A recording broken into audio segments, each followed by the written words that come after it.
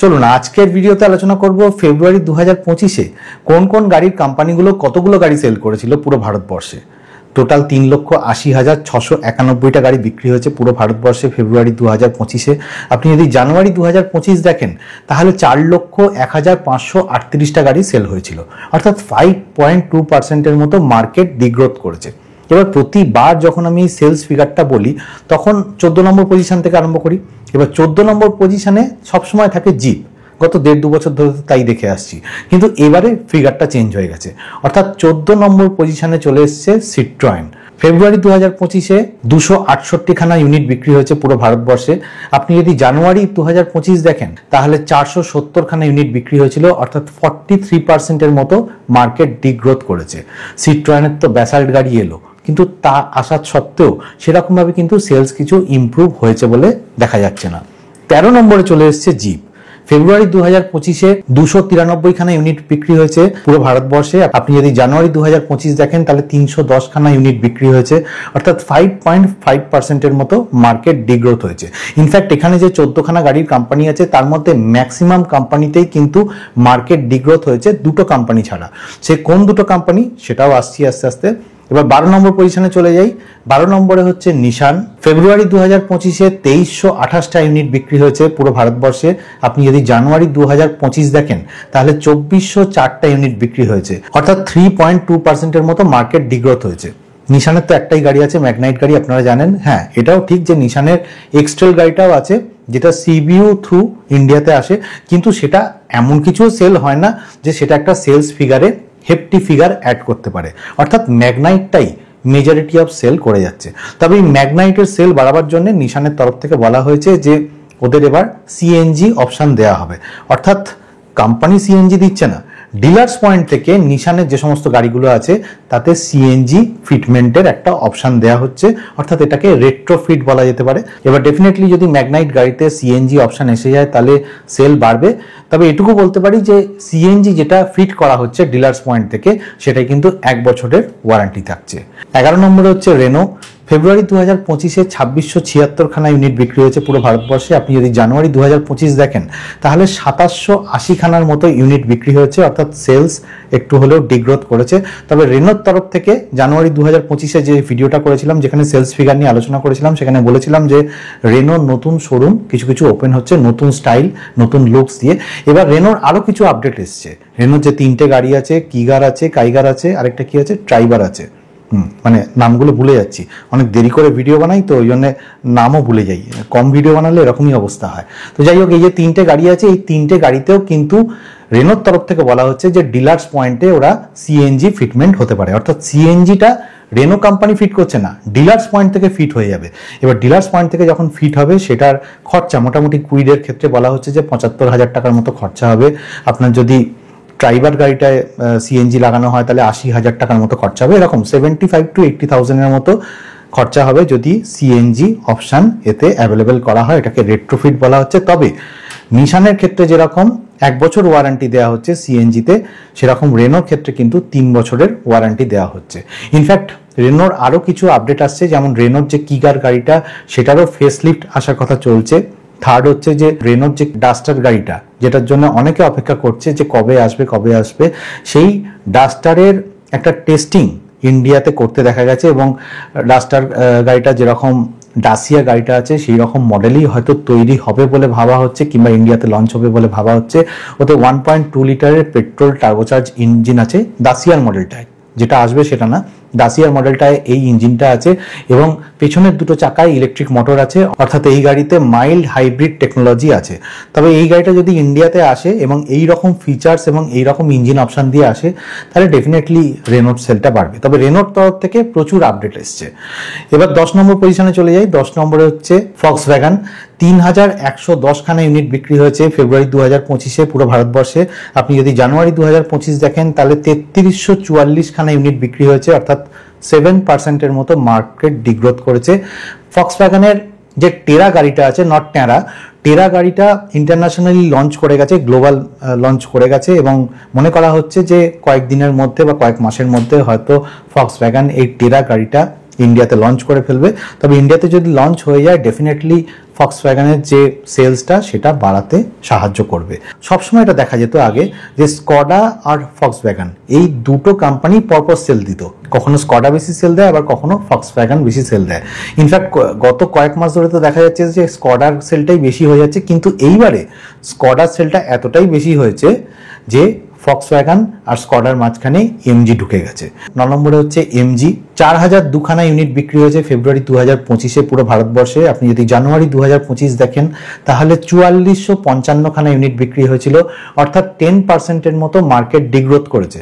তবে এমজির তরফ থেকে বলা হচ্ছে যে এমজির যে কমেট গাড়িটা আছে সেটার একটা ব্ল্যাক স্টর্ম এডিশন আসছে, সেটা 7.8 লাখের মতো দাম, এবং জেনারেলি যে এমজি কমেটের দাম হয় তার থেকে 30,000 টাকার মতো বেশি। সুতরাং দেখা যাক যে এমজি কমেট যদি আসে এবং উইন্ডসার গাড়িটা যেটা আছে অলরেডি, যেটার সেল মোটামুটি ভালো হচ্ছে, এমজি সেলটা অনেকটা ধরে রেখেছে, সেগুলো যদি সেল বাড়ে তাহলে এমজির সেলও ডেফিনেটলি উঠবে।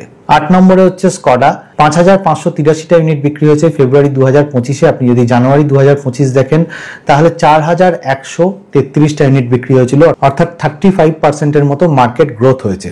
স্কডার যে কাইলাক গাড়িটা আছে সেই কাইলাক গাড়িটা আসার জন্যই হয়তো স্কডার সেলটা বেড়েছে একটু হলেও।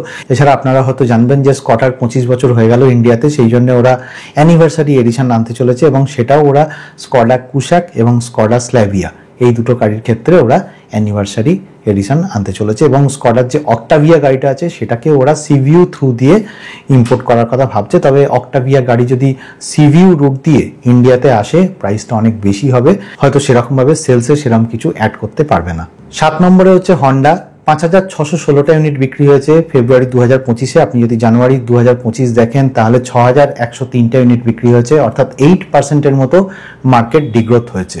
6 নম্বরে হচ্ছে কিয়া, ফেব্রুয়ারি 2025-এ 25,026টা ইউনিট বিক্রি হয়েছিল। আবার যদি আপনি জানুয়ারি 25 দেখেন তাহলে 25,025টা ইউনিট বিক্রি হয়েছে, অর্থাৎ সেল সেরকমভাবে বাড়েও নি, স্ট্যাগন্যান্টই রয়েছে। তবে কিয়ার যেহেতু সিরস গাড়িটা লঞ্চ হয়ে গেছে, আগে যেখানে 19,000 20,000-এর মতো প্রত্যেক মাসে সেল দিত, এখন সেই ইউনিটটা বেড়ে 25,000 26,000-এর কাছাকাছি চলে যাচ্ছে। 26,000 তো যায়নি, 25,000-এর কাছাকাছি ঘুরে বেড়াচ্ছে। এবার 5 নম্বর পজিশনে হচ্ছে টয়োটা, ফেব্রুয়ারি 2025-এ 26,414টা ইউনিট বিক্রি হয়েছে পুরো ভারতবর্ষে। জানুয়ারি 2025-এ 26,178টা ইউনিট বিক্রি হয়েছিল, অর্থাৎ 0.9%-এর মতো সেলস বেড়েছে।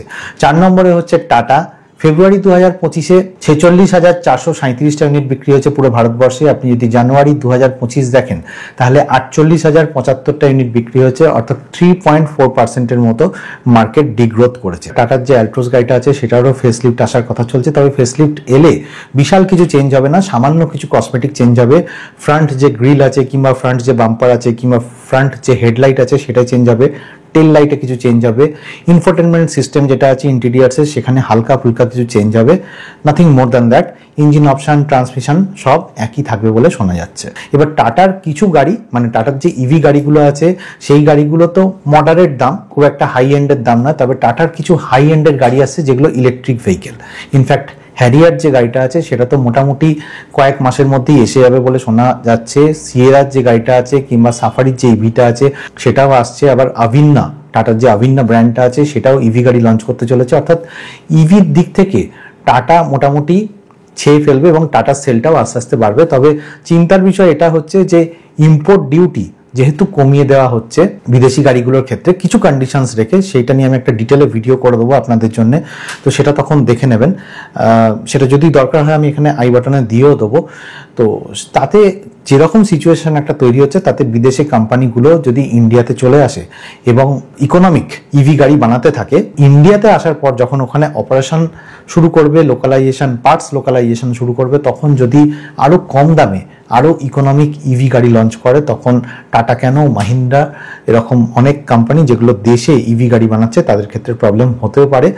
তো 3 নম্বরে চলে যাই। 3 নম্বরে হচ্ছে হুন্ডাই, 47,727টা ইউনিট বিক্রি হয়েছে ফেব্রুয়ারি 2025-এ। জানুয়ারি 2025-এ 54,003খানা ইউনিট বিক্রি হয়েছে, অর্থাৎ 11.6%-এর মতো মার্কেট ডিগ্রোথ করেছে। এবং এটা আগের মাসে 2 নম্বর পজিশনে ছিল, এখন এটা 3 নম্বর পজিশনে চলে এসছে ফেব্রুয়ারি 2025-এ। 2 নম্বর পজিশনে এসছে মাহিন্দ্রা, ফেব্রুয়ারি 2025-এ 50,420টা ইউনিট বিক্রি হয়েছে পুরো ভারতবর্ষে। জানুয়ারি 2025-এ 3 নম্বর পজিশনে ছিল, 50,659টা ইউনিট বিক্রি হয়েছে। 0.5%-এর মতো মার্কেট ডিগ্রোথ করেছে, কিন্তু সেটাকে ডিগ্রোথ ঠিক বলা যায় না। তবে মাহিন্দ্রা 3 নম্বর পজিশন থেকে 2 নম্বর পজিশনে চলে এসছে। 1 নম্বর পজিশনে আছে মারুতি। ফেব্রুয়ারি 2025-এ 1,60,791টা ইউনিট বিক্রি হয়েছে পুরো ভারতবর্ষে। আপনি যদি জানুয়ারি 2025 দেখেন তাহলে 1,73,599টা ইউনিট বিক্রি হয়েছিল, অর্থাৎ 7.4%-এর মতো মার্কেট ডিগ্রোথ করেছে এবং মার্কেট শেয়ার 42%-এর মতো এসে দাঁড়িয়েছে। তবে মার্কেট শেয়ার একসময় 40%-এর আশেপাশে ঘোরাফেরা করছিল, সেখান থেকে একটু বেড়েছে, 42%-এর মতো হয়ে গেছে। তবে মারুতির একটা সময় ছিল যখন মার্কেট শেয়ার 50% কিংবা তার বেশি থাকতো, কিন্তু সেটাই কমে এখন 40%-এ এসে গেছে। কিন্তু মারুতি বুঝতে পারছে যে কোন জায়গায় এরা অ্যাকচুয়ালি সেলসটা কম্প্রোমাইজড হয়েছে বা সেল কমে গেছে। ছোট যে সেগমেন্টের গাড়িগুলো আছে, যেমন সেলেরিও আছে কিংবা অল্টো কেটেন আছে কিংবা এসপ্রেসো যে গাড়িটা আছে, সেই গাড়িগুলোর সেল কিন্তু আগের থেকে অনেকটা কমে গেছে। এবং এটাও দেখা যাচ্ছে যে ম্যাক্সিমাম ক্ষেত্রে বায়াররা একটু আপার সেগমেন্টের গাড়ি নিয়ে নিচ্ছে, এবং সেটার জন্য হয়তো আমি এটা বলবো না যে সেটার জন্য সেফটি দায়ী, কারণ এরকম অনেক আছে আপার সেগমেন্টের গাড়ি যাতে হয়তো 2 স্টার 3 স্টার রেটিংও নেই, 5 স্টার তো দূরের কথা, কিন্তু তা সত্ত্বেও সেই গাড়িগুলো বিক্রি হচ্ছে। কিন্তু অল্টো কেটেন, এসপ্রেসো আর সেলেরিও এই গাড়িগুলোর সেল কমে গেছে। এবার মারুতির তরফ থেকে ভাবা হচ্ছে যে এই গাড়িগুলোকে একটু স্ট্রং করার কথা, ওই জন্য সেলেরিও গাড়িতে ওরা 6 এয়ারব্যাগ দিয়ে দিয়েছে, এবং রিসেন্টলি অল্টো কেটেন যে গাড়িটা আছে তাতে ওরা 6 এয়ারব্যাগ দিয়ে দিয়েছে। মনে করা হচ্ছে যে যদি 6 এয়ারব্যাগ দিয়ে দেওয়া হয়, যদি সেফটি কনসার্ন বা সেফটির ব্যাপারে একটু ভাবে মারুতি এই ছোট ছোট গাড়িগুলোর ক্ষেত্রেও, এবং তার জন্য অল্টো কেটেন গাড়ি তো আপনারা জানবেন হয়তো যে 16,000-এর মতো প্রাইস বাড়িয়েছে 6টা এয়ারব্যাগ দেওয়ার জন্য। কিন্তু তা সত্ত্বেও আমার মনে হয় যে এই 3টে গাড়িতে সেফটি ফিচার্স প্রদান করলেই গাড়ির যে সেল বাড়বে সেরকম নয়।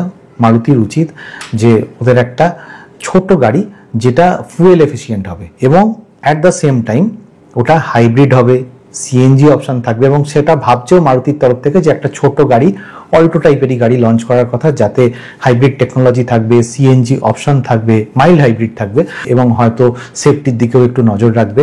তো সেই দিকে যদি একটা নজর রেখে সেরকম টাইপের একটা গাড়ি বার করা যায়, তাহলে ডেফিনেটলি মারুতি যে ছোট গাড়ির জায়গাটা যেটা একসময় ওরা লিড করতো সেই জায়গাটাকে আবার ফিরে পাবে, এবং সাবসিকুয়েন্টলি ওদের যে মার্কেট শেয়ারটা সেটা 50%-এর কাছাকাছি চলে যাবে বলে আশা করা হচ্ছে। তো যাই হোক, আজকের ভিডিওতে এটুকুনি বলার ছিল যে কোন কোন গাড়ির কোম্পানিগুলো কতগুলো গাড়ি সেল করেছে।